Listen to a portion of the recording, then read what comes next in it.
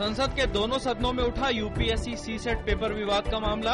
राज्यसभा में नहीं चल पाया प्रश्नकाल। आयोग द्वारा परीक्षा के प्रवेश पत्र जारी करने के विरोध में छात्रों का भी प्रदर्शन। कार्मिक मंत्री जितेंद्र सिंह ने यूपीएससी विवाद पर प्रधानमंत्री नरेंद्र मोदी से की मुलाकात। जितेंद्र सिंह ने कहा, भाषा के आधार पर नहीं किया जाएगा छात्रों से भेदभाव।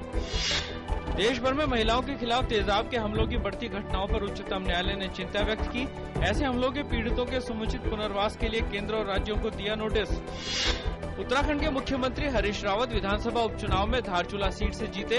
करीब 19,000 मतों से जीत हासिल की। बाकी 2 विधानसभा सीटों पर उपचुनाव के वोटों की गिनती जारी।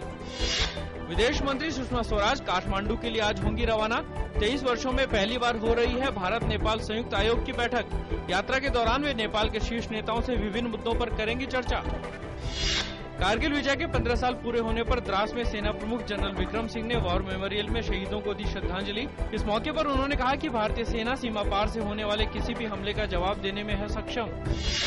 घरेलू शेयर बाजार में कमजोर रुख के बीच अन्य एशियाई मुद्राओं की तुलना में डॉलर की मजबूती से अंतरबैंक विदेशी मुद्रा विनिमय बाजार में आज के शुरुआती कारोबार के दौरान डॉलर की तुलना में ₹5 की गिरावट के साथ ₹60.17 प्रति डॉलर पर आ गया। कल के कारोबार के दौरान डॉलर के मुकाबले ₹60.12 प्रति डॉलर पर बंद हुआ था।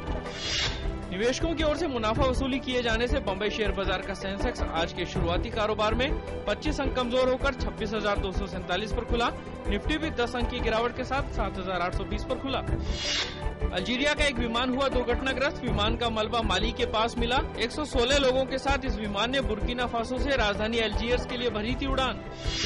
गजा में संयुक्त राष्ट्र द्वारा चलाए जा रहे एक स्कूल पर गिरे इजरायली बम की वजह से कम 15 लोग मारे गए और 30 से ज्यादा लोग घायल। बेत हानून में स्थित इस इमारत में सैकड़ों फिलिस्तीनी मौजूद थे। यूक्रेन के राष्ट्रपति पेट्रो पोरोशेंको ने देश की संसद को समय से पहले ही भंग कर आम चुनाव का रास्ता किया साफ। पोरोशेंको ने कहा कि जनता को नए माहौल में अपने प्रतिनिधि चुनने का मौका मिलना चाहिए। राष्ट्रपति के इस फैसले के बाद प्रधानमंत्री आर्सेनी यात्सेन्युक ने अपने इस्तीफे की घोषणा की। ग्लासगो राष्ट्रमंडल खेल में भारत की उम्दा शुरुआत।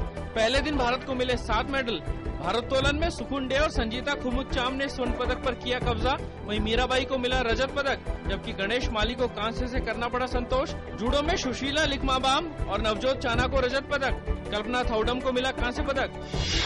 पवित्र सावन माह की शिवरात्रि आज। श्रावण मास की चतुर्दशी को शिवरात्रि मनाई जाती है। इस मौके पर शिव मंदिरों में जुटी भक्तों की भारी भीड़।